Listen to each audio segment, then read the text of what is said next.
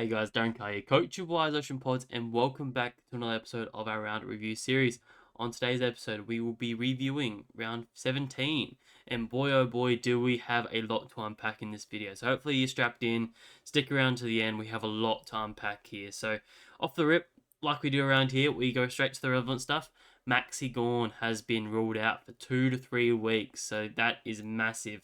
He is out with that ankle injury, so that will come out officially tomorrow, no, Tuesday, in the injury report. So stick around for that. But it has already been said that he's going to be out for 2 to 3 weeks with that ankle. It's not clear on what exactly it is just yet, but yeah, they've already ruled him out for 2 to 3. So bit of a havoc because he is 40%, 45% owned at the moment, and obviously we need to find a replacement ruck quick because you're not holding him for 2 to 3 weeks. That's just not, you're not doing it. He's been out of form recently anyway, so everyone will look to jump off of him ASAP. So we've got to dive a little bit deeper and find a good replacement ruck because there are a lot there to unpack, and trying to find the right option can really lead you to be, can really rise you up in the ranks really quickly for the back end of the season, especially if you're up there fighting for, a hat or even the car. So we've got a lot to get through.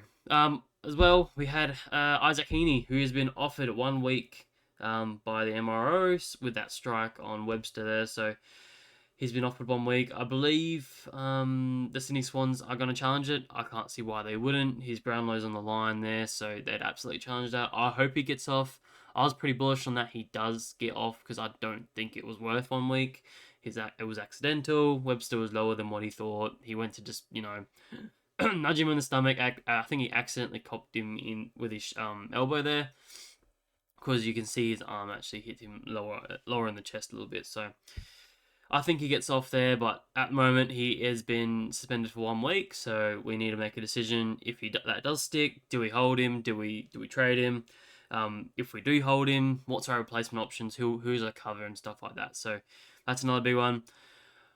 Another suspension, Rankin. He has been ruled out for 4 weeks, so that is an automatic trade out. I believe a lot of players traded him in last week, and just really unfortunate for those that did jump on. It's just, one of those things that you just can't. I can't see his numbers of who traded him in last week, but he is 9% owned at the moment, so he is quite popular this time of year. So he is an automatic trade out and is just already on top of a lot of issues. That's probably it for in terms of the news, but that's just a compounding all the issues that we already have on the field. Like, I believe Sexton is also a huge priority this week as well. I believe he's probably going to be dropped this week with the likes of Dimmer losing his shit, honestly, at the post-match interview. So I believe he's on the chopping block. I don't think he's going to be featuring in their side this week. So he will be an automatic trade out as well. So we have a lot to get through. Mainly the ruck is where I want to dive deep a little bit. I think we have plenty of good options, in the forward line. And same rankings are same, both very similar price. They probably feature the same there. So, but before we get into that, stick around to the end. Obviously, I'll keep structure a little bit to this pod and go through my team first. Then I'll go through all the game results and go through all the popular players and touch on those. And then I'll get into some of that deeper chat and actually sort of off the cuff. Haven't really done a huge amount of research. We'll actually go into all the options, like all the rucks that we want to be looking at and who's probably the best option for the remainder of the season, if not for the next couple of weeks until, the likes of Max Gawn's back, or, maybe you can do a bit of lottery trading at the end and move on to a different ruck. So stick around for that. So we'll quickly go through what my team did on the weekend. So I scored the 22.99, so not too bad in the end. Top round rank of about 10,000. Could have been a lot better. Maxi Gawn let me down. I did not expect him to be subbed out on that 71. Thought he was going to go big. He was due for one, and he let me down. Put the lowest score up for the season, which is super disappointing. I can't remember the last time I've had such a bad captain score like that, so that really hurts. To think if I had a decent captain option, that would have been, another 100 points on top of that. Would have been close to 2,400, which would be about, in the top 2K ranked. for the round. So that would have been really nice and would have been good for my season. But still managed to jump up a few hundred spots. Sorry, I think I jumped up about 700 spots from last week. So still moving in the right direction. Hopefully, I can break top 10k before the end of the year, not go backwards too much. But at the end of that day, it doesn't really matter to me. Let's quickly go through some of these scores. So defense all did pretty solid. No, nothing too major, nothing too bad. At the end of the day, lowest is 97, highest was 106. So really happy with that. Surprisingly, Lockie Whitfield was the highest scorer there, even though I thought he would cop the chin cotter tag. He avoided that, so he's just continuing on his merry way. And again, tags are just eluding us. They're scaring us from doing trade-ins, and now they're obviously coming out of nowhere and tagging people as well. So just the season keeps evolving there. Logan Evans came in clutch for those that needed him on field. 88. I fortunately didn't need him on field. I did look at the possibility of trading someone in to sort of loop him on, but I didn't think it was really worth it in the end of the day. Just back your boys in. It's good for cash gen, which is nice. He's been really good, and I think he actually sticks around in the port side for a little while longer. He adds something different back there, but it has affected the likes of Houston. So if you have a Houston, I think he's also a major issue that you need to address. Moving on to the midfield, Bont saved his score super late with a 49-point last quarter. He just does that. He just pops up for massive points and just doesn't seem to be super consistent, which is annoying. I would love to be a bit more consistent and have those peak scores, but he's just not getting there as often as I would like. But he's just doing what he's doing. Sammy Walsh got the Bedford tag. And yeah, just got really restricted to 66. Really disappointing there. Zachy Merritt went 120 on the Friday night against Collingwood. Really pleased with him. In hindsight, I should have just backed him in and put the VC on him, and I would have taken that every day of the week. A bit of points chasing and a bit of seeking for the ceiling score. Yeah, got me there trying to get not thinking he had the highest ceiling, which again, 120 isn't the hugest ceiling, but I still would have been. I would have taken a 120 every day of the week, no matter what. So, bit of a, sometimes points aren't always the best thing. Play it safe. Sarong is the major letdown of the week. 77 in this game. Didn't cop much attention really. I thought just didn't really get amongst it. I don't know why. Brayshaw pretty much just soaked up all the points. I think he copped a little bit of attention from Graham, I would have thought. I think that's what I've heard. I didn't actually get to watch this game at all. I was out on Saturday night. So, yeah, that was a bit unfortunate. But what can you do? His last 4 weeks have been really deplorable since I brought him in after that bye. So, sorry to all those that I did bring in. And probably also, I should apologize to everybody for jinxing us because I said last week we've had pretty much no injuries and no suspensions all year, and this week, just hit with a major injury and 2 major suspensions. So I do apologize to everyone out there, but I'm loving it. Honestly, I love a bit of chaos, especially because I've got no stress. I've got no stress in me this year, so I'm just keep going, guys. Get more injuries, get more suspensions. I just want to see the chaos unfold. We'll continue on here. Zach Butters had a massive game, 136. Did get tactical subbed out though late in that early on in that fourth, so this could have been easily a 160-ish. Really out of the blue, honestly. Did not expect that to happen against the Bulldogs. They're normally quite restrictive because they like to have the ball in their own hands, but they just couldn't get it out of the Rosie and Butters hands on this game. They just absolutely dominated. I think both Rosie and Butters had like 61 and 67 points at quarter time and had like a collective of 30-something disposals in that first quarter. So off to an absolute fly, and they finished the game really well as well. Tom Green did okay again, had the 33 touches, 107, nothing major, nothing too bad. Happy with him. He's got a big game coming up this week, so yeah, I think he should be good there. Rosie, my man, I traded him in this week, went 147, absolutely killed it. Like I said, with Butters, just finished off strong, 147, really happy with that. Just, yeah, what more can I say? Got to be happy with that. I ended up looping in Lawson Humphrey's score of 77. Yeah, it was sort of like I was having a look at Thelstrup and Humphreys before I made the decision with Garcia, and yeah, ended up just going with Humphreys. I think Thelstrup was like on 40, think it was 49 when the St Kilda game was about to start, so I just took the 77 and was no problem with that. Look, Phil Strop ended up getting 74 anyway, so I wasn't too bad with that. Ruck line, Timmy English did really well. Again, I probably could have backed him in to be the captain of my side this week. I did have him high off my captains last week, thinking he was going to go big against Port Adelaide. He did start quite slow and did get kind of slapped up in terms of hitouts in the game, but no, he came good in that second half and just looked like the Tim English of old. So hopefully this is the turning point of his season. We'll get into him a little bit later in terms of a trade in. I already spoke about Maxi Gorn, 71. Captain, terrible. Moving on to the forward line.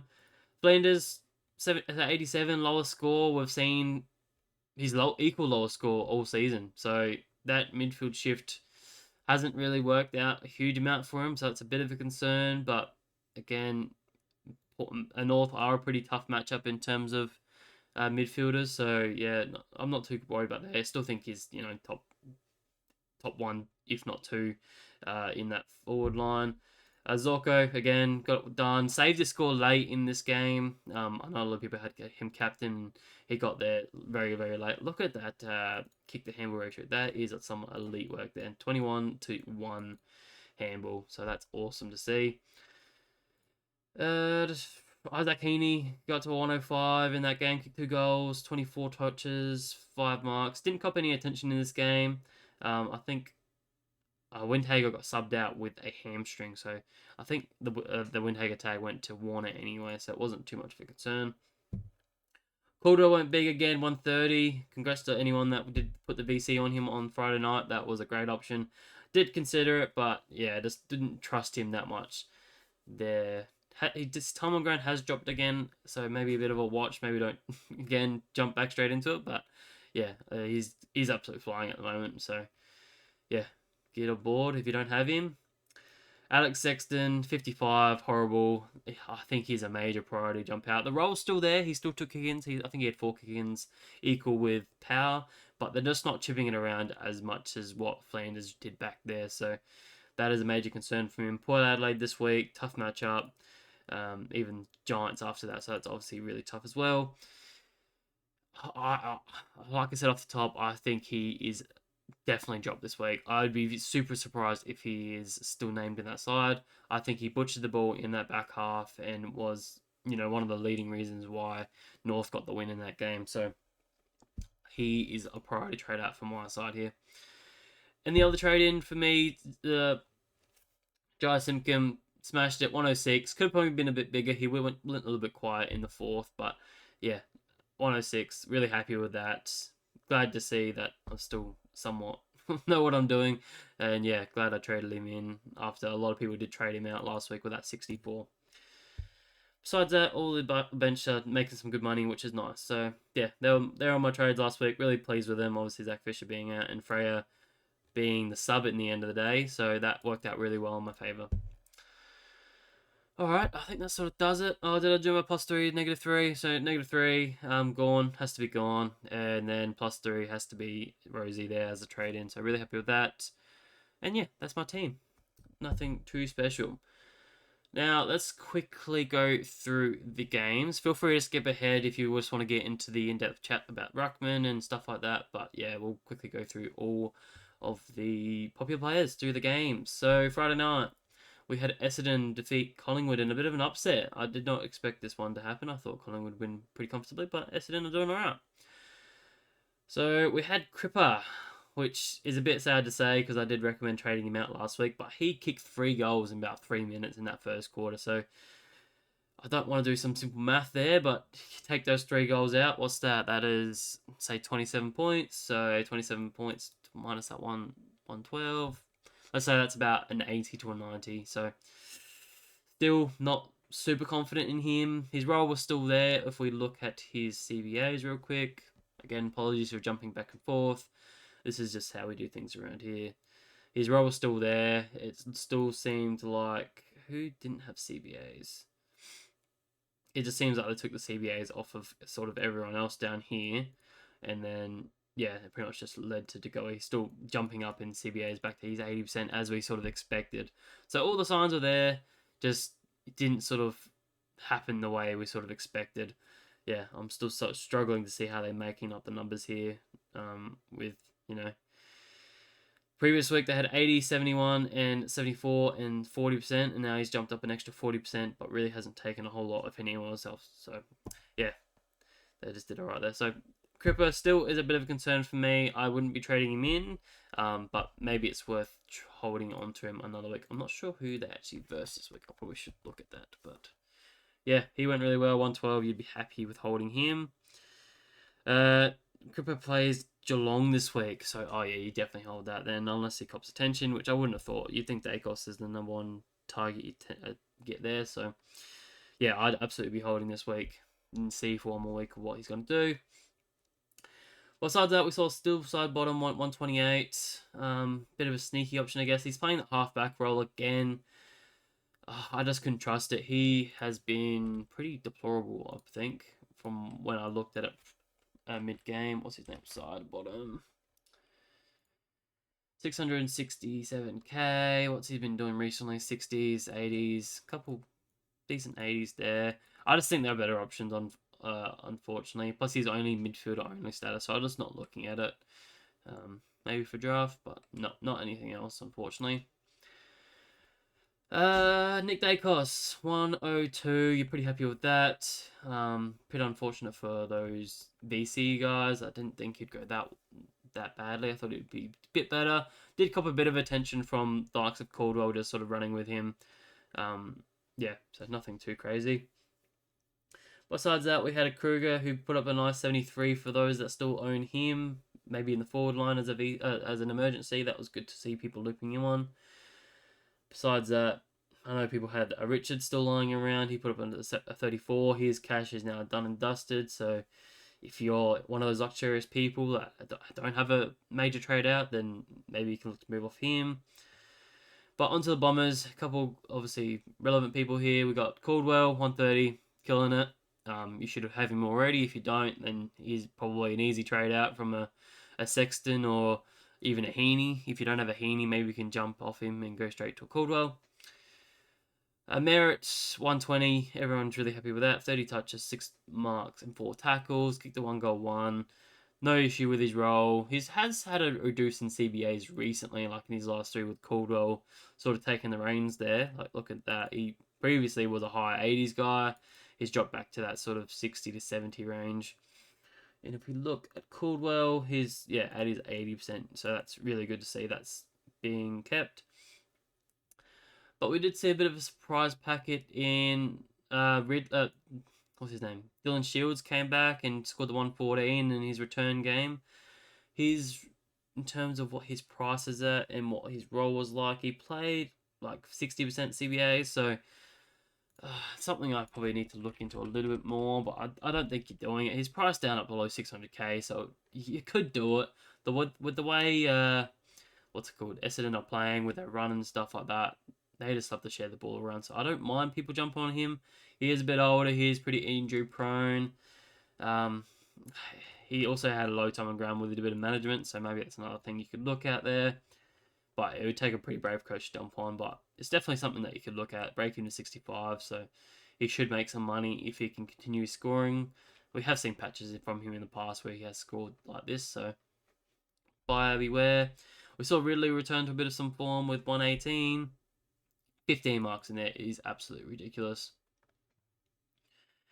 Besides that, pardon me, we saw Nick Martin with a 97, just continuing to hit those sort of low 90s, so he's not a massive concern, but the sooner you can sort of move him on, the better. I think we have a lot of better options in that defensive line at the moment, so if you're in a luxurious position and you can move him on, then absolutely. If you moved him on already, then you're probably sitting pretty happy with that, so yeah, his role is definitely not as enticing as it used to be without that Ridley in the team. So maybe we can look to move him on soon. Besides that, I think that's all we about had it for this game. We'll move on to the next game. Wants to load. All right. We saw the first Saturday game where we saw North Melbourne defeat Suns in a big upset. North Melbourne's first time they've been off the bottom of the ladder in a long time. So, well, sorry, not a long time, but since back end of last year. So, all right. So we had Sheasel have a massive game with 134. Disappointing for me as a non-owner. Yeah, was hoping he'd have a bit of a tough one, but he went well for those lucky owners. Um, Bit of a concern with him, as I spoke about last week. I think he copped some heavy tags in the next three. If I just read out their upcoming list, they have, if I can find the right line, they have the Swans this week, so I expect him to cop the James Jordan tag. Then they have Carlton, who I expect Chin Cotter to go to him, and then they have the Cats, who, they have a plethora of taggers in that side, so they can throw anyone at him there. So bit of a concern. Again, do you trade him out? Probably not off a 134. He's been going pretty well anyway, so maybe just wait and see for 1 week. But I don't mind the option of trading him out to jump on someone that probably can have a bigger ceiling than what he's probably going to have in the next sort of 3 weeks. We saw the return of Kobe McKercher in his first game, absolutely kill it in 123. Made me sort of regret not trading him in, but at the end of the day, I was pretty happy with Simcom going 106 in a struggling forward line. So I think I made the right decision there. But McKercher just absolutely kills it. He just mopped up back there. Took 11 kick-ins as well, which is ridiculous. I saw that stat before. He just takes everything. No one else took anything. Like, look at that, 11. No one else touched the ball in that box. So that's absolutely his role. I'd be surprised even if Fisher comes back this week if he takes any of that. We have seen it previously in the past, I guess. Those 2 games where they were together, we saw them sharing quite heavily. But yeah, maybe McCoach has been trusted just to take that. So I still love him as a trade option. What is he priced at now? He'd be about 660. So a bit more expensive now. Not quite that 600k range anymore. So. But yeah, still great. Still good buy-in. Got Sydney, so a bit of a tougher one this week. I did mention their tough run coming up last week. Designated kickouts. Have a quick look. North, so they have Sydney, tough matchup, and then they have Carlton next week before going into it. Not too bad run, but yeah, these 2 are always going to be tough. And apparently GW Gold Coast are tough as well, but that didn't seem to bother him. So maybe it's just don't worry too much about the run, just worry about the price and the player more than that. So yeah, I still think he's a great trade-in target. Breaking with 22, he's going to make a huge amount of cash. Probably could be a hold for a decent portion of time. Probably don't even need to trade him out. We've seen some pretty decent scoring history from him in the last sort of four games he's had. So I love him as a trade-in if you can. Moving back here, Cherry went 118, just continues his strong vein of form. Again, have to look at him if he's worth trading back in, which is utterly surprising, but yeah, he's killing it. We spoke about Simpkin already, had the 28 disposals. His role was there, if we want to quickly look at that. Alrighty, so Simpkin, yeah, he was second in CBAs behind LDU, with that 70%, and then LDU had the nearly 80% there, so which is really strong. Tom Power kicked up a little bit, so that gives me a bit more confidence that this role is hopefully going to stay when the likes of George Wardlaw comes back. Probably replaces, a Power in there, and maybe takes Phillips out of the game a little bit more. I think Phillips is only in there to do a bit of a tagging role. I don't think he's there to stay, so that gives me a bit of confidence there with Simpkin. So I think Simpkins a really decent option as a F6 for a little while. If not, he's moved up to F5 at this point for me, just given the news of Sexton needing to be moved out, I think. We already spoke about his good run previously. If I can find the right tab, we go to inside mids. Again, it's only this tough one this week, so maybe you can avoid this one this week because you've got Sydney. But then he's got a decent run of 4 good games there, which I don't expect him to cop any tags. I think Shees was the clear number 1 tag option there, so I'd be very surprised if he cops any attention. But definitely one of the best runs in the league to come. So could look at that. Hopefully you can see that, not past my face. I do keep forgetting to look at that, but you can. Good. Alrighty, we'll keep moving along here. Tom Power, all those still holding him, put up a nice 84. As soon as I trade him out, what has he gone? I think he's done like 2 back-to-back 80s or close to that in the last 2 weeks. Yeah, I traded him out. I think it was here. Yeah, he's gone back to his old ways of being a 70s, 80s guy, of course, mate. Just can't get a good run of it this year. But we'll keep moving along here. Pinky, my boy, did pick up forward status, so that may help with some people with some flexibility. It doesn't help my team at all, but yeah, just wanted to mention it there.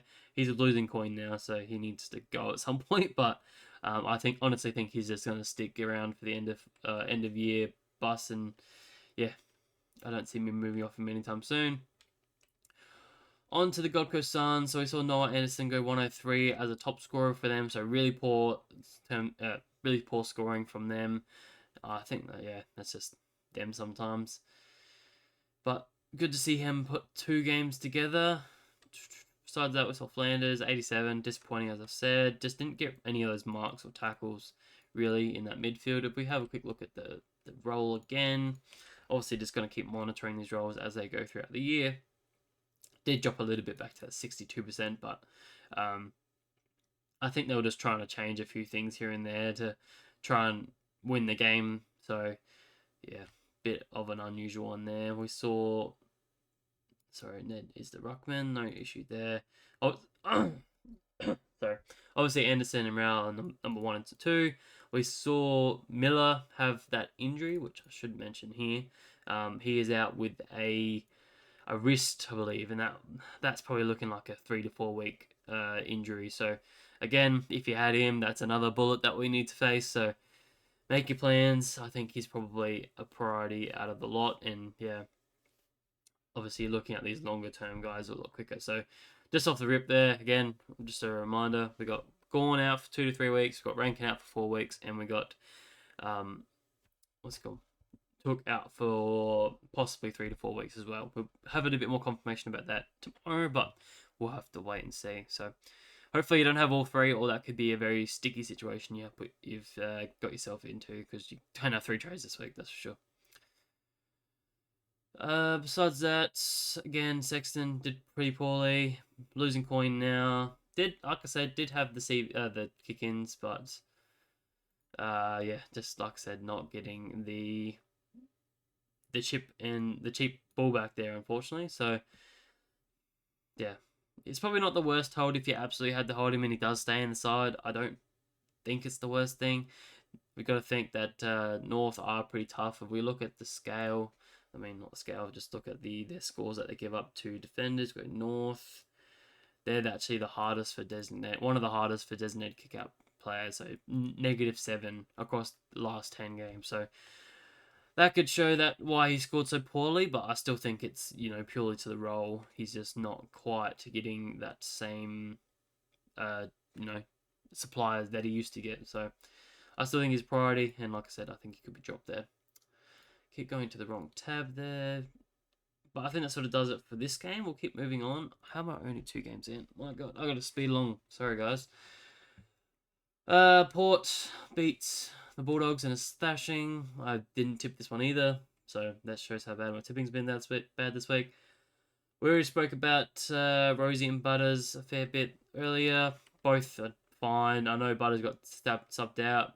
Some people speculated that he was out with a bit of a knock, but it's mainly just precautionary, just to give him a rest. Hinkley came out in the post press conference to say that he just tries, and he's been working really hard over the last sort of month, and he just wanted to give him a bit of a rest and get him ready for next week. So no concerns there. We spoke about Logan Evans with an 88. Really good to have him.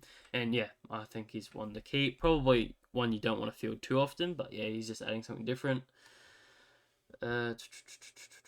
Houston is the main concern for me in this game. 58 and back after that 47 I think he had last week, so he needs to go for you. I think the inclusion of Logan Evans has just really destroyed him at the moment, just not getting as much tip ball there. So we can even probably have a quick look at their kick-ins. I don't know if anything's changed there, not that I've been keeping notice. So Farrell's pretty much became the number 1, which I think he's been for the majority of the season by the looks of that.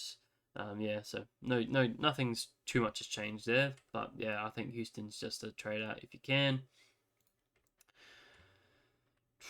Well, that'll be it from Port. Moving on to Western Bulldogs. So English went with that 131, top scoring for the Western Bulldogs there. 17 disposals, 8 marks, 5 tackles, 24 headouts, 4 free kicks against, and kicked 2 nice goals as well. So found a bit of form in that second half there. Just worked over his old teammate in Josh Sweet. Sweet did win the hit-out battle again. I don't think English has won a hit-out battle yet this season, so that's something to keep mindful of. But yeah, it didn't stop him too bad from scoring quite nicely in this game. Chilor absolutely had the highest amount of disposals in this game, 38. 2 marks, 7 tackles, saw him score on 21. Yeah, he's obviously a great option. If you can have the luxury to trade him in, he should be good for the remainder of the season. Does come up against Carlton this week. He does potentially have a couple tags coming his way. So Carlton Chincotta, does that go to a bond? I don't think it can go to a bond, so that probably more likely goes to either a Dale or it goes to a Trelaw. Then they've got the Cats after that. So again, maybe a Blitzarves goes to a Bontempelli and maybe an Atkins goes to a Trelaw. I think that matches up pretty well. So one to be aware of. And then Sydney have James Jordan. Who does James Jordan play on in that game? I think he's probably a bit too small for all of them, to be honest. I'm not too sure who he plays on there. Maybe he tries the lockdown role on Bailey Dale. I'm not sure if they've played that previously, but maybe one we need to keep an eye on. I'll have to look back at their round 11 matchup to see if that's something to be concerned about. I'll even quickly do that here while I keep talking. So just keep that in mind. There are a few tags to be coming for them there. It doesn't look like it was an issue with Bailey Dale. He scored the 103 in that match. Bont scored an 89 and Trelaw scored an 94. So I don't know who he tagged in this game. If he tagged it also, I think no, never mind. Yeah, maybe it's not too much of a concern there for us at all. So maybe discount that one. But yeah, just keep it in mind. Bontempelli saved his score, as I said, with that 49 last quarter. So absolutely saved it and pretty much doubled his score in the game. So yeah, happy with a 100 after it was looking like it was going to be a 70. So besides that, there's no one else really too much to talk about. McRae with that 59, glad I jumped off him. Freya was unfortunately the sub, so something I did not predict, and I know a few people were relying him on field, but yeah, 39 is really disappointing. His cash is now really dried up, so he's one you can jump off if you can, if you have the luxury. We'll move on to the next game. My boys, Hawthorn, did not get up. They got smashed in this game, unfortunately. Just didn't show up with a bit of effort, but got a few interesting players to talk about in this one. So we saw Stewart top score for Geelong, and is a really good option this week with a 125. Yeah, back to back, his role was the same. If we have a quick look at that, he was again, I think, number 1 CBA taker at their side. So Stewart had 72% CBAs this week. Who was along Atkins, and Dangerfield had 62. Jack Bowes was also in there for 52% of that, with Sam de Koning as the ruckman. So I think this role's here to stay, and I think he's a really good option to look at. I am possibly looking at it myself this week, if I can do it. Break even to 49, priced at 738k. Got Collingwood this week. If we quickly look at his run, for midfielders, it's not too bad, I thought. So he's got Collingwood this week. Is a pretty neutral matchup. He's got Western Bulldogs and North the next two. So not the greatest. And then he's got Adelaide, Fremantle, St Kilda, and the Eagles to finish off. So not too bad there, but not the best either. So we'll have to look at that one a little bit more deeper, I think. I do think he's a really good option. Again, it's just a bit of a risk whether that role sticks or not. I think it does. I can't see why it would change. They've been playing really well on that. He adds something different in that midfield, just with a bigger body. Obviously, takes a lot of does a lot of hard work off the halfback as well. So if we quickly look at his heat map, if I go to that real quick, he takes a lot of marks in that halfback and being that next kick. So he still took 11 marks there. 76% time was in the back half, with only 24% of his touches in the forward. So really shows he does a lot of his work still in that back half, just being a bit more Yeah, being in the midfield, just able to free him up a little bit more. Yeah, just adds a bigger body into that midfield, and I really like what he's doing in there. He looks really good, looks fluent. Could have kicked 2 goals as well. He had kicked 2 behinds, which is, yeah, shows he could have definitely had a big day. So I really like him as an option there. I think he's a good price, and I do think he could be potentially um, around the top 6 marks for the remainder of the season as a defender, pure defender. So something to monitor there. The next big name we need to talk about is Sean Manor. Came in clutch for those that still held him from, round 2 or something like that, with a big 115 from on return. So he's gone up massively in coin. Need to quickly look at what he is priced at. Manor, that's his name. He is now priced up 293k. And yeah, it's hard to say no to that, isn't it? When a player under 300k can go 115, it is, yeah, hard to stop. So hopefully, I can't imagine why he'd be knocked out of the side with after those big scores. So he should be in there. Don't think he copped much CBAs here, but quickly look at that. Sean Manor had 10%, so nothing crazy there. No different to his role previously, so I don't think there's too much to worry about there. But I still think he's a great option. Plays the Friday night as well, so if you're looking to cover for Heaney, if he is out for that 1 week, then you could definitely have a look at him. Yeah, got Collingwood and Cats on that night, so could look at both a Manor and say a what's his name, a Humphreys as well. So those could both provide some decent options for us as cover for those guys. So I still really like him. Obviously, you can't not love it. Negative 32 break even. We know what his scoring potential is like.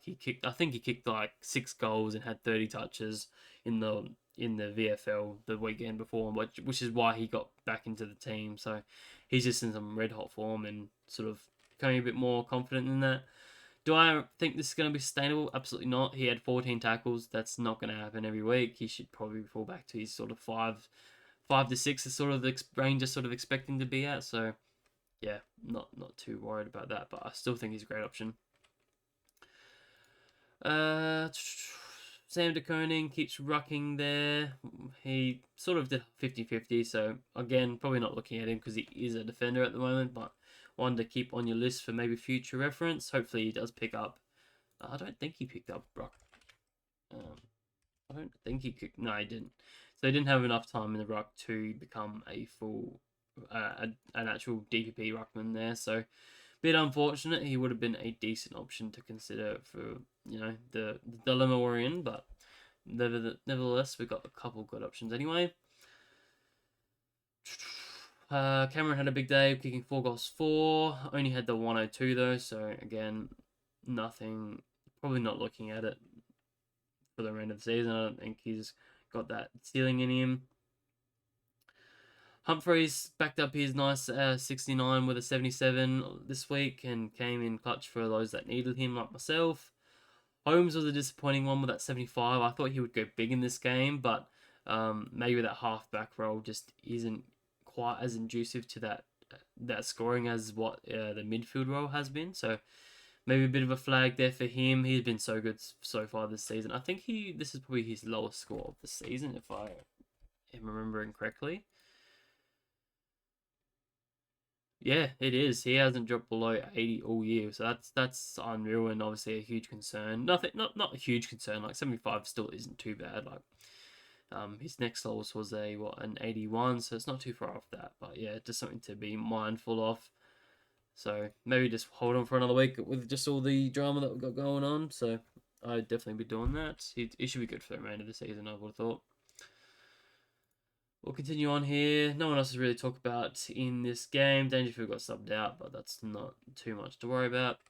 On to Hawthorn. Dillamore. I don't know why I was going to call him Darcy Moore there. Dillamore scored a 119. He is looking like he is going to be that F6 that we're looking for. Yeah, he's been going great recently. Doesn't matter if they win, lose, or draw. He just seems to find the way to find the pill. Has a really good role on that sort of half flank wing. He just spreads really hard and gets plenty of marks. So 4 marks there. Tackles really hard. He's just an energy bunny at Hawthorn and kicks plenty of goals as well. Like he very rarely doesn't kick a goal. So what he's only hasn't kicked a goal in a game. What, 1, 2, 3, 4 times this season. So he's pretty much always guaranteed to kick a goal, if not a couple there. So I think he's a great option to trade in this week. 825k. It's still a decent price range. It's not too much of a leap from a Sexton there, 70k odd or 75k there. So I still think he is a great option there. Besides that, Miki did okay. Yeah, he did really well. 47 hitouts. So he is another option that we'll look at a little bit later. Besides that, Will Day had a 72 and just, yeah, is a trade out as well. He comes up into a tougher run now for the remainder of the season, I thought. If I have a quick look at that, I could eat my words really quickly. Yeah, I'll eat my words there. Fremantle, Collingwood, and Adelaide, the next 3. So all neutral matchups for inside mid. So it's probably worth holding, but he has dropped, 2 stinkers, 270s in the last couple. So, yeah, he's one you want to move on pretty quickly if you can soon as well. Besides that, that was all we wanted to talk about Hawthorn. Let's move on to the next game. So we saw the Giants get up against Collingwood, not Collingwood, Carlton there, and another upset here for me. I didn't pick this one as well. So I think at this point I was 0-5. Ridiculous tip for my tipping. Yeah, ridiculous. But we saw Green and Whitfield did pretty well there, 106 and 107 respectively, both moving up in coins, which is nice to see. Nothing too much concern there. Harvey Thomas, for anyone that still had him, scored a nice 80. That would have been good to see. Besides that, no one else really too much to worry about. We did see the surprise Peatling was a sub. I definitely didn't pick that. I thought McMullen would have been. So anyone that did trade him in would have had to quickly move him to someone else. So hopefully that worked out for you. I didn't think I actually heard some horror stories that people went from Peatling to a Rankin, and yeah, that hasn't worked out for you at all. So a bit unfortunate there, but yeah, Peatling just does not get a good run at it. So very unfortunate. But on to Collingwood. Oh, not Collingwood. I keep calling Collingwood. Carlton. We saw Tom De Koning top score with a 111 there. Had the 24 disposals, 2 marks, 5 tackles, 19 hitouts, and 3 free kicks for. So he is moving up in price very nicely. He is at, if it wants to let me type,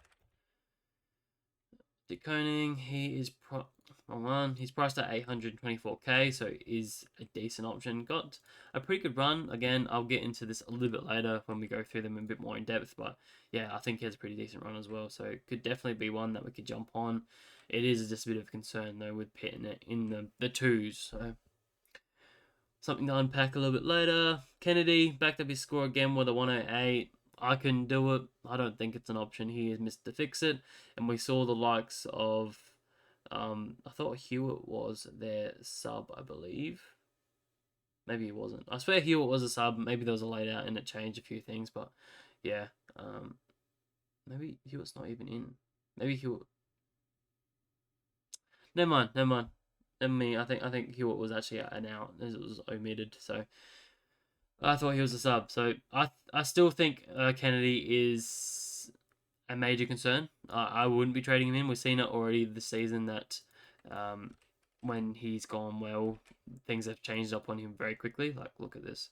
He went 91, 100, and 102, and then the week after, I think he was a sub and was a 15. So they just like to manage these sort of older players that aren't, well, he's not even old, he's 27, but yeah, he's never a consistent role. His time's up and down. It's just one I can jump on, no matter how good he's going. Just a no from me, unfortunately, there. Newman put up a 87. Pretty disappointing after what has been a good couple past weeks. Walsh, we already spoke about with that 66 with that tag. So, yeah, no concern for me there. I think he's got a pretty decent run coming up. Got sorry, just played Doodles. He's got Dogs this week, so shouldn't cop any attention there. Then North week after, so maybe might cop a bit of attention there from, say, a Phillips or a Shields, but that's pretty much it for the remainder of the season until the final round against St Kilda. So I wouldn't be trading out Walsh there. I don't think there's any concern for him at all. But I think that sort of does it for this game. We'll keep trucking along. Go to the most disappointing game of the round, where we saw Fremantle beat Richmond by 51 points. So Brayshaw top scored and was the player that we were looking for last week. We were all recommending Sarong, and of course it was his teammate and partner in crime go big. So he went 146, 35 touches, 8 marks, 8 tackles, even kicked a goal there as well. Yeah, he looked really good and looked back to the Brayshaw of old over the last couple of years. So he is just one really hard one I cannot gauge this year. He has been super up and down. It just seems like they chop and change who is sort of leading their midfield. So even all season he's been, 118, 91, 84, big 148, and then drop back to 70s again. So it's just really hard one. You got to take the good with the bad. Overall throughout the season he's still averaging 103, so it's actually not too bad. He's had two big ones recently against the Suns, where we went 136, and obviously this week 146. So maybe he's finding his mojo a little bit, but again, still one I'd be cautious about buying into.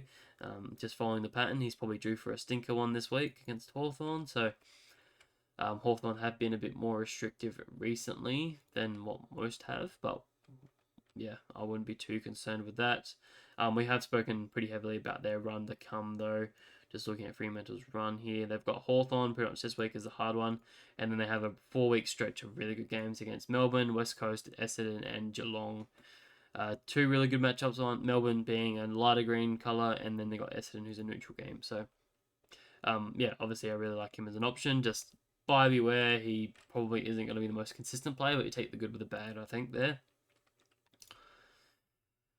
Moving on, Hayden Young backed up his game. Obviously recovered from last week with that 37 back to 105. Did exactly what I said. Would definitely hit the triple figures. Not a huge score. Only had 24 touches, 5 marks, 3 tackles, but he did kick 2 goals too. In terms of his role, let's have a quick look at that. I think he still spent a little bit of time forward, but yeah. So yeah, he went 62%. So slight increase, but nothing dramatic there. They're still liking to have a Fife in there a fair bit. So one to watch. Still concerned with him, but yeah, I think he's still okay to hold for a little while longer. Like I said, that run's pretty good, so I think he should be fine. See me 1 second, guys.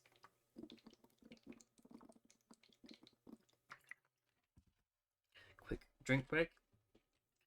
Besides that, we saw the two defenders in Luke Ryan and Jordan Clark there score a 101 and a 98 respectively. Both pretty poor. I thought they were going to go pretty big in this game, following obviously the big scores that we've seen from likes of defenders against the Tigers, but neither could get it done. Luke Ryan was my VC, so that was pretty disappointing to see. But yeah, at least they're getting close to that 100 mark, which is nice to see. Strong's obviously the major concern there, 77. Just got a bit of attention from A. Graham here. I think he pretty much just shut him down the entire time. Didn't allow him to have that free ball, so he just couldn't get any marks or tackles, really. It was pretty much a hard tag where it was, you're not allowed to get the ball as such. So, but he still got 27 disposals, which is a good sign of what he can do. He just needs to get that cheaper stuff on the outside when he can, just to bump up his score a little bit more. So just something to learn from him. Besides that, anyone that's still holding a 5 or a sharp did terribly again. So again, need to move those guys on. On the flip side, we saw Nankervis 150, big 150 against a Sean Darcy and a Luke Ryan. So that not Luke Ryan, a Luke Jackson. That's the one. So he is in ripe form and is one we need to heavily consider for the trade-in of Max Gawn. So he is a bit more expensive, but yeah, he is going really well recently. We'll get into that a little bit later. Besides that, we had Taranto, 108. Nothing special. 26 disposals, 3 marks, 7 tackles. Probably one I am not looking at quite just yet. I think if I quickly look, sorry, my microphone's in the way of my other screen, so I actually can't see what I'm doing here, but I'll just move it quickly. Richmond, they've got GWS this week, so maybe he cops a bit of a Bedford tag, possibly. If not a Bedfield, we'll maybe go to a Bolton, who's probably a bit more damaging. If not, maybe go to a back half player like a Rioli. I don't even know if Rioli's playing at the moment. Yeah, he is, 26 disposals. So definitely not one I'm ready to lock in just yet. I do think maybe Bolton's probably the one to lock in on tag target, because he did kick 4 goals, 3 on the weekend, which is ridiculous considering I think they only kicked maybe, what was it, 7 goals overall. So yeah, that's pretty ridiculous. But yeah, that will do it for that game. We'll keep moving along here. Try and get through the rest of these games. Like I said, I hope you guys were strapped in, because this was always going to be a long one.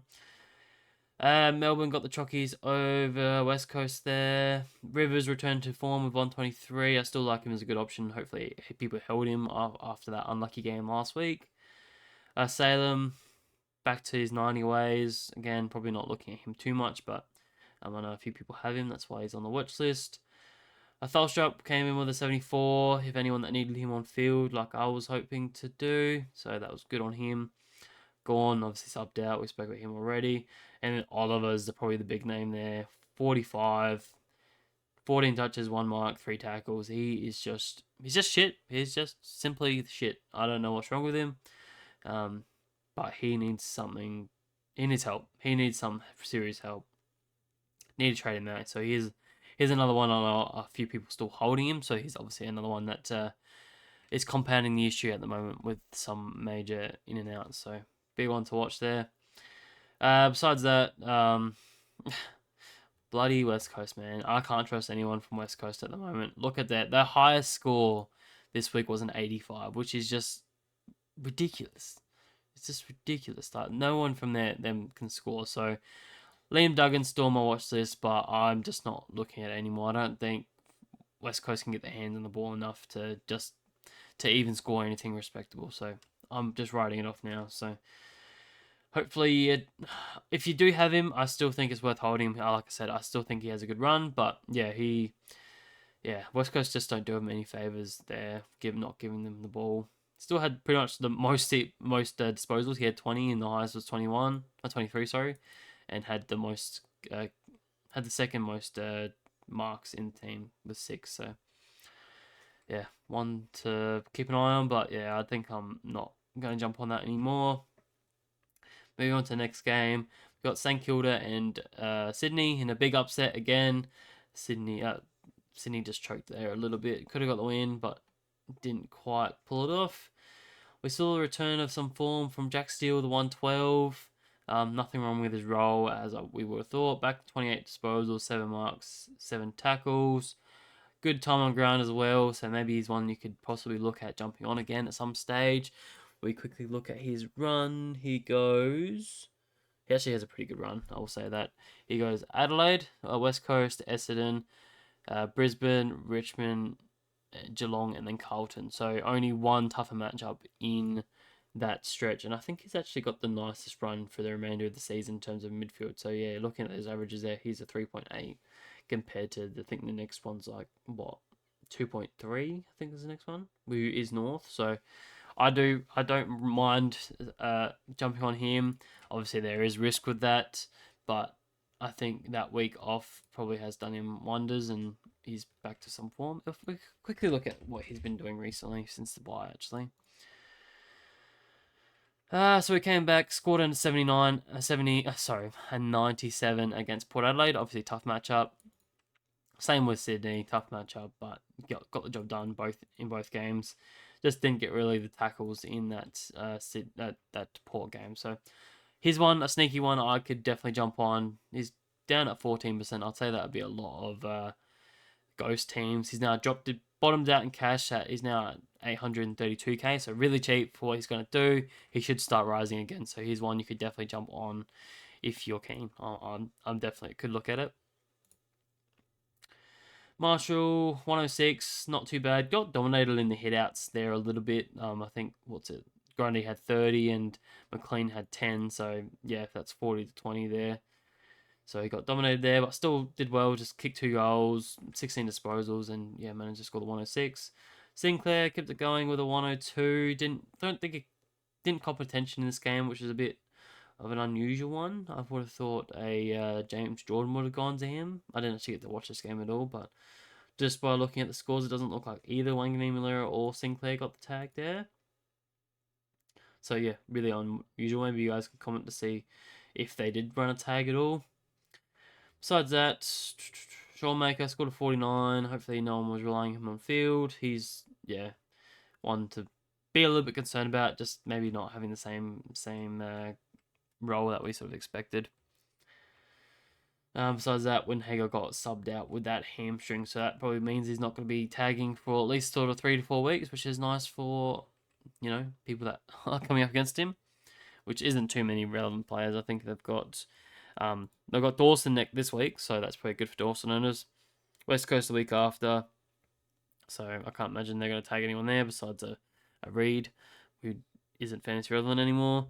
And then they've got Essendon after that. So fingers crossed he's out for the next 3 weeks, and that saves a Merritt or a Caldwell in that round 20.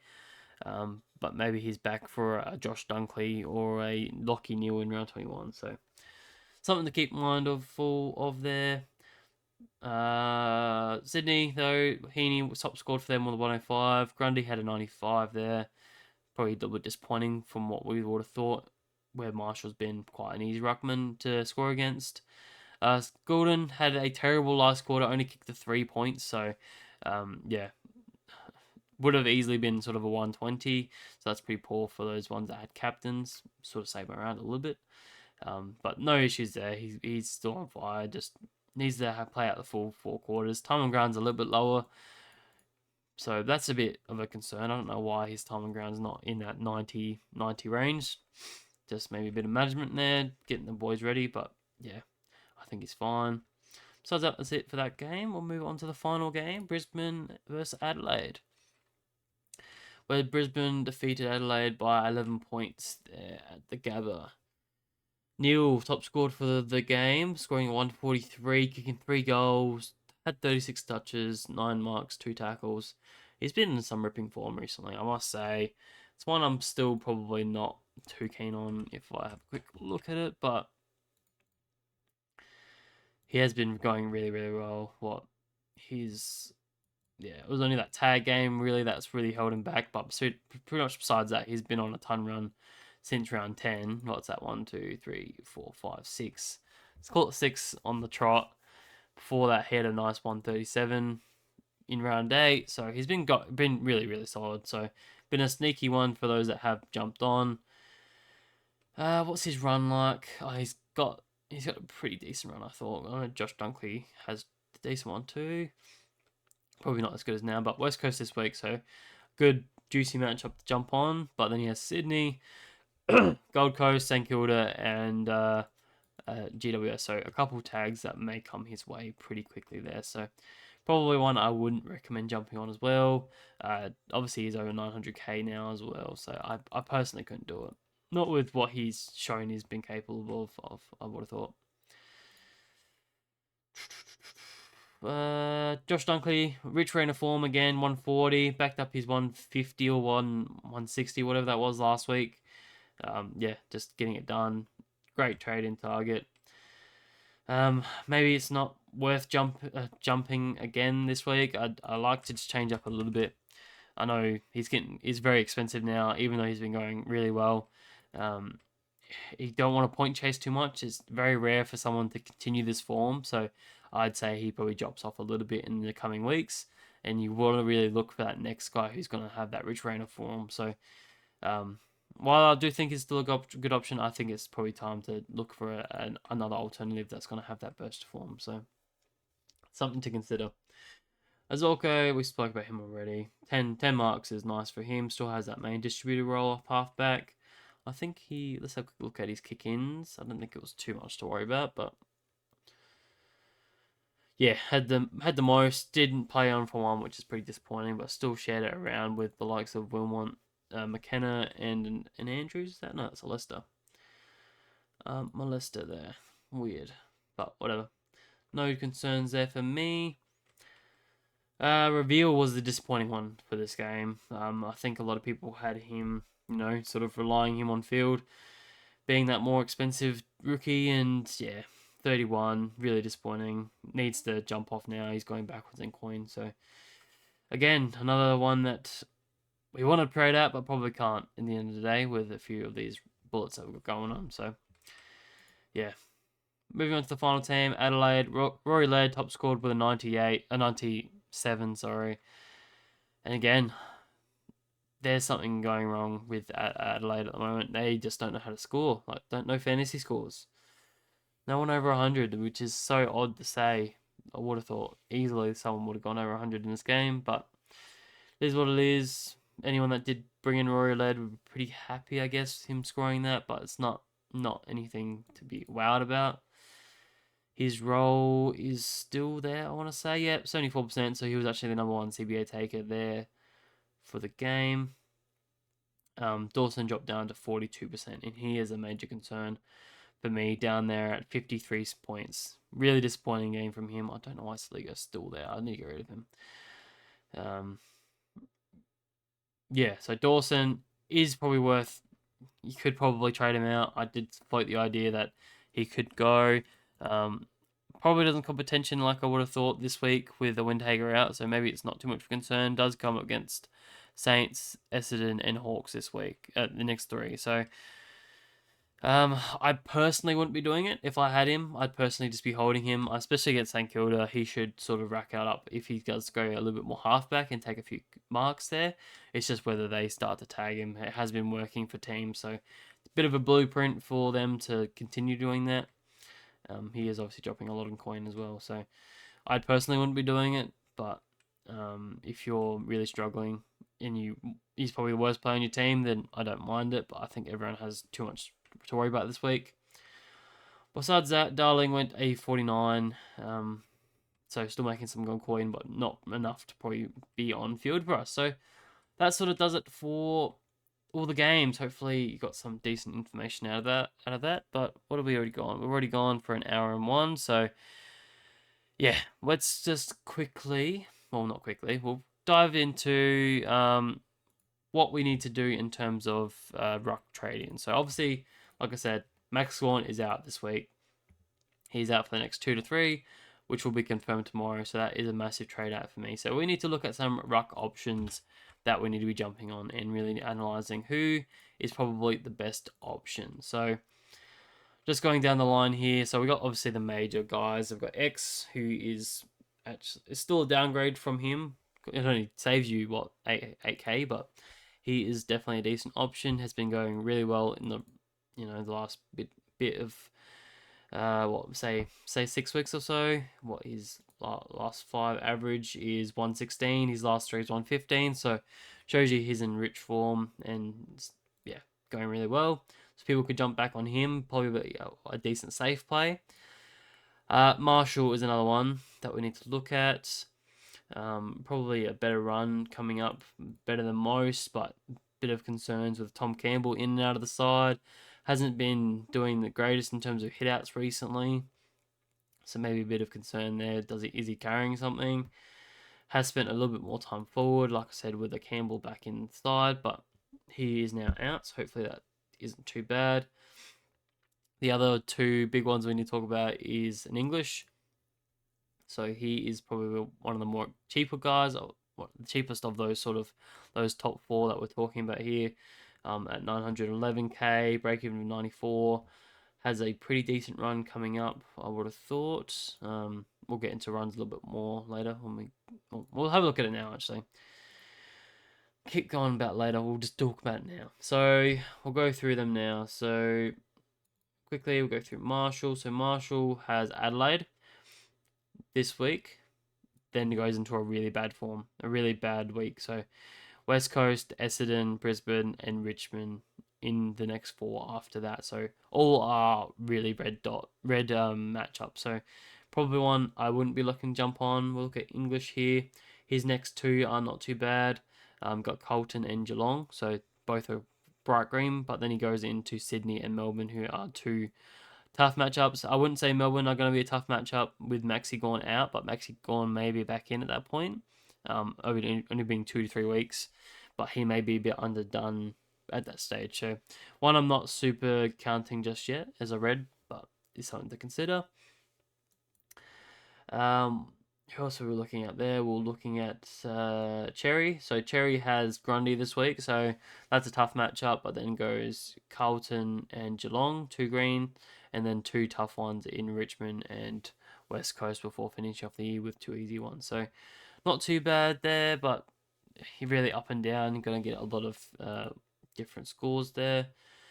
And who was the other one that we need to look at? Grundy. Grundy was the other one we wanted to look at. Again, a bit more expensive, but his run goes.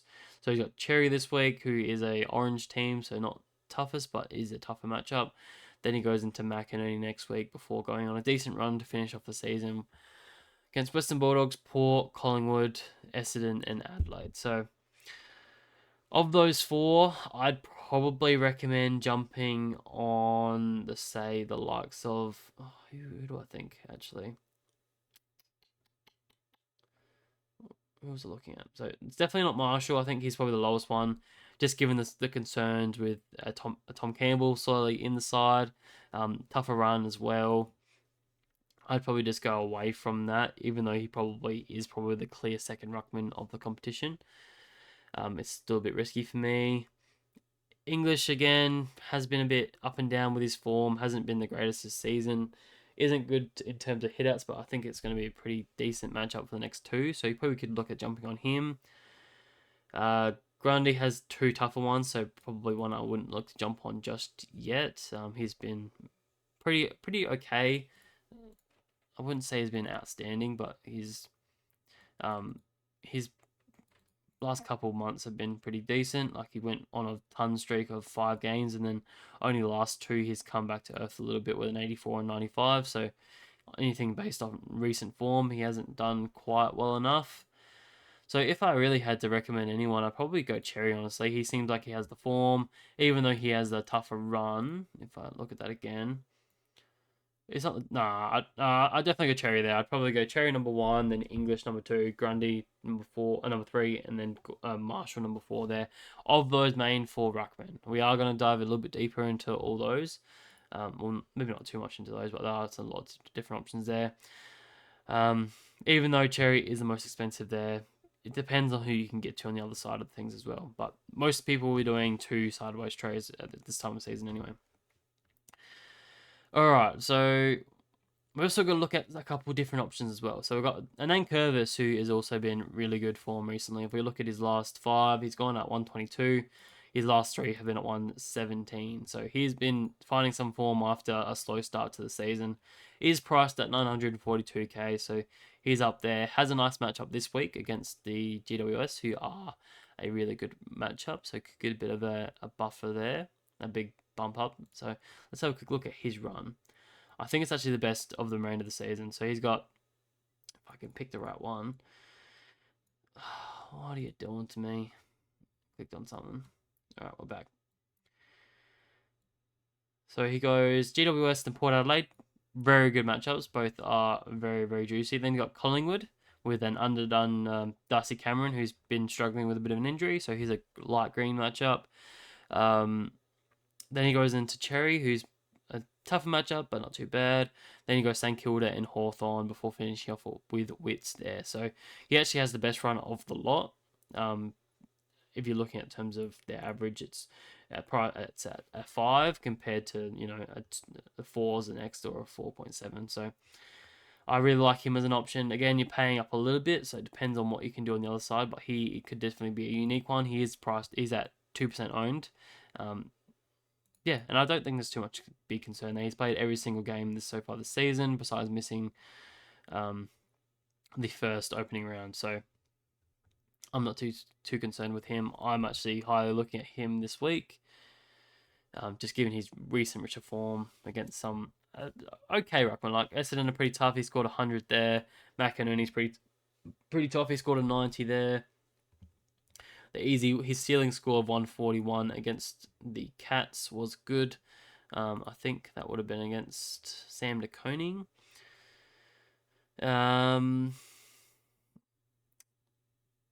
That 118 is probably one we can't count too much because that was against what's his name? Stratton. Not Stratton. What's his name? I can't remember his name. The Crows' second ruckman. So wouldn't count that one too much. Scored a 96 against Miki, which is pretty decent. And then, yeah, had a 107 last week against De Koning there. And then, obviously, that week 150 against the two Ruckman. So, I really like him as an option. I think he can hit the ceiling that we're looking for and still be pretty consistent with a couple 100 to 110 zones. So I'm heavily looking at him this week. Another option that we could look at is a Tom De Koning. He's obviously come into a bit of a breakout season in the last 5 weeks. So his last 5 games have been 112, 119, 94, 131, and 111. Now, the only concern I have with him is obviously he plays a little bit lower time on ground. He is only at 78%, where most other ruckmen are around that 80, mid to higher 80s. Shown a decent ceiling with a 131 against his brother there. So probably can't take that into too much account. Doesn't get the most hit out, so he doesn't seem to always win the hit out count as often as you probably think he was, as he would with the elite jumping he has. But he always finds plenty of disposals. So his disposals have been 25, 18, 24, 25, and a 24 there. So he finds plenty of disposals. Couple marks here and there. So I really like him as an option. His run is also really good. So he's one I'm playing around with in my side. His run is second behind Anand Curvis there. Goes Western Bulldogs this week. So against English, who is a pretty good matchup. Light green, but not the best. Then he goes Cherry. Tough one again. Then goes Port Adelaide, Collingwood, and Hawthorn. 3 good matchups again. Before finishing off the season with West Coast and St Kilda. So I really like his run there. It's just against the bigger bodies like a Cherry, a Marshall, and Meek. I'm not sure how he does. Maybe even the Sweet, he probably struggles. Maybe that's Soldo though. Who knows? So there's a little bit of concern there. There's also the concern that Pitnet, he played really well on the twos, so there's a possibility that they could look to bring him back in the side at any point in time. We haven't seen that for a little while. I think it would have been, round 12 when the last time that happened. Around 10, sorry, where, De Koning had 18 points. So could be massive. It's a massive risk, I think, but you could definitely risk it. I think they prefer him being the number 1 ruck, and I think it adds a new dynamic to their side. So, yeah. Hopefully that's the way. So you definitely could look at him as a cheaper option, priced at 842k, 824k, sorry. Another option we need to look at is a Lloyd Meek, I think, priced even cheaper at 794k. Probably one for the riskier, but his run is also really good. His recent form has probably been a bit up and down. He went 80 against McInerney. Where'd that go? Why did I do that? 80 against McInerney. Then he went 66 against Nankervis in a tougher game. Then his last 2 have been 112 and 94. So, and one of them was a hard matchup against the West Coast Eagles, surprisingly. So he's very up and down, but he's been pretty good for the last sort of couple of weeks. His last 5 have been 92, and his last 3 have been 90. So bit of a cheaper option there, but his run is really good as well. Again, probably third behind those other 2, but he goes Fremantle, so against a solo Luke Jackson, who does give up a fair few points. Then he goes Collingwood. Again, Darcy Cameron is a bit underdone. He gives up a fair few points as well. Then he goes Adelaide, GWS, and then Carlton. So those next 5 are all green matchups. So that is the best run so far of all the teams. And then he comes up against 2 tougher games in Richmond and North, but he probably can move them on after those 2, I would have thought. So, again, bit of a risky play, but I still think that's easily the best run that any ruckman that we have coming into this next weekend would have. So, definitely a decent option. It's just the concern with Hawthorn. They're not scoring as heavily as you would like them to. Obviously, they're not using him as a bit of a, what do I want to call it? Let's just compare him to like an English where they use him around the ground. He's more of just that inside ball, and gets plenty of tackles and plenty of marks in there when he can. So one, I'm probably on the back burner a little bit for me. I don't have the super amount of confidence, but I thought I'd throw him in here just because he had such a good run. Witsy's not back Drew, I think he's still a bit of an injury, but I still probably wouldn't look at him. He hasn't really shown much of a ceiling and isn't anything special. I would have thought he's probably a safe 90 or 80 to 90, but yeah, I think we're looking for a bit more ceiling than that. Like I said, Darcy Cameron isn't in the greatest of form yet recently either, so I wouldn't be looking there. O'Brien, you're not looking at. McInerney, you're not looking at.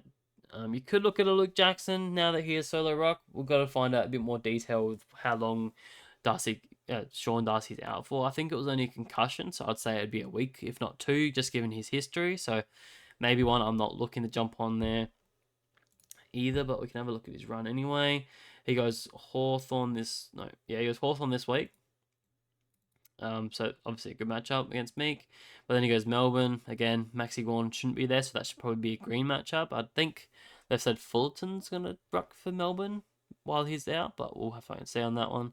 And then he goes West Coast and Essendon, who are tougher matchups for Ruckman. So, but maybe probably Sean Darcy's back for those two anyway. So could be a very good short-term play if you're looking for just a Ruckman for the next 2 weeks, and then you're looking to maybe jump on a Max Gawn when he post his injury. Whether he say he comes back in 2 weeks, you can jump back on him straight away. So I don't mind that, but personally, I'm looking to save my trades and just go to the end of the season if I can. I do not want to be trading in the ruck line if I don't have to. That's for sure. It's already ruined my season once. I don't want it to ruin my season again, but it's already ruined, so we can't do much about that. Any other ruckman we need to talk about here? Sweet, probably not. Pitnet's not even inside. I think that's pretty much all the ruckman you want to talk about there. Would have been nice to have the other Sam De Koning there to look at, but you're not looking at there at all. Briggs, probably one I jumped over. Again, has shown an okay ceiling with a 136 on the weekend, but has dropped a few 70s recently, so probably one I'm not looking at there either. And his run's pretty tough from the looks of things. He goes Nankervis, hard matchup.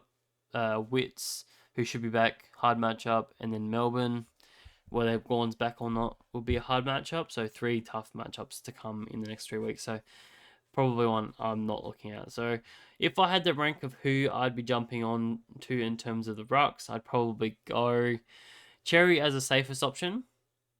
Then I'd go Nank as probably the next highest scoring. I think he has probably the best run and has shown a good ceiling, so I think he probably scores next there.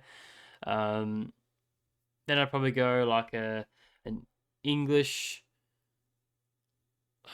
It's tough. English, Grundy, Marshall. Then I throw De Koning and Meek at the bottom there, just because I'm still a little bit concerned with the Koning. I know I don't mind him there, but yeah, just concerned with the Pitnet option coming into the side if that happens. So hopefully that's giving you some information on what ruckman you should jump on. If I quickly look at who people are jumping on this week, it's probably give a bit better an indication of what people are doing. I think a lot of people are jumping on a Marshall. So English is number 1, 33.3k jumping on him. Marshall 2.8k jumping on him. Tom De Koning actually is up there, 2.4k jumping on him. So people are risking it. I don't mind it. Luke Jackson for the short-term player, 1.9. Cherry, people jumping back on Cherry at 1.2. A bit lower. I would have thought he was a bit higher there, just given what he's been able to do recently. Tobin Curvis is the surprising one, only down there at 740 coaches. Besides that, I think he's the last ruckman to jump on. Grundy's down there at 200, but that's not anything to be mindful of. So looks like a lot of people are just jumping onto an English and probably point chasing a little bit. I'm personally looking at jumping onto a Nang. So we'll quickly probably roll straight into what my trades are this week. So obviously Max Gawn is out. That wants to show up. Then I'm going to an Ankervis, and then I am looking to trade out a Sexton, holding Heaney if he is suspended. Hopefully he's not. And then I will be trading him to either, if I can get this right, just throw. It's always hard to do this. I would like to get him into the utility spot to trade, but I can't. It will either be a Stewart, which gives me 33k left over. I would like to jump on a Steele, but he is a bit more pricey. Outside of that range, I need 100k for more than that. So that would mean I'd have to go to a cheaper ruckman, which I'm not a huge fan of either. If I had to, that would mean I'd have to go to get rid of that. And if this is so hard to do because I can't do both at the same time. It'd mean I have to go to a cheaper option and maybe a Deconing and then go to a Steel there. Gives me 57k left over. So that's another option I could do. Besides that, I could also go up to a Dylan Moore in a forward line if I'm looking like that, because that probably leaves me a bit exposed in the forward line, because if Heaney is out, then I'm running two rookies in the forward line in Thalstrop and Dowling. I think it's pretty much cemented that they both have to play. I don't have any other forward stuff to go in there. So yeah, it's a bit of a risky one for me, but I have to see how this week develops, see if any more carnage comes. So that's kind of what I'm looking at. But I think Nank is probably my main option there. Just trying to be more unique. I don't know if I want to jump on Cherry. I've avoided him all so far this season. I'll keep avoiding him, I reckon. So, I think that sort of does it for this week. Again, yeah, there's obviously a lot of carnage to go through, but hopefully that helps you in terms of who you should be trading in for your ruckman. I think being the main issue this week, I think we have plenty of good forward options that you want to be targeting this week. Why are you doing this? I don't understand why it does this. Oh, there we go. I think Dylan Moore's easily sort of number one out of that out of the main forwards there. If you don't have a Caldwell, he's absolutely number one before that. So go Caldwell first. Then a Dylan Moore. Don't mind people jumping back on Fisher if he's back in this week. Tougher matchup though coming up, and I do expect McKercher to take some points off of him. So maybe don't be expecting these 100s that he was putting up previously, but maybe he sticks around this 80 mark, hopefully. Myers, I'm not super keen on as such anymore. Has very up and down scores. I don't think his runs any particularly good. General forward. Let's have a quick look. Myers, yeah, it's pretty poor. So one I probably wouldn't jump on there. Not jumping on Kennedy, not Baker, none of these guys either. So yeah, we are pretty slim pickings, but yeah, I think if you don't have a Dylan Moore, he's clearly a great option. If you're looking elsewhere on the field, McKercher, Stewart, a really good option. Steele, as I said. I think those are all the main sort of guys that you need to be targeting this week. So I think that's sort of do it. Please drop all your questions in the comment section. I will be answering them on Thursday when we do our trade video. So before teams are announced, yeah, we'll go through all those questions.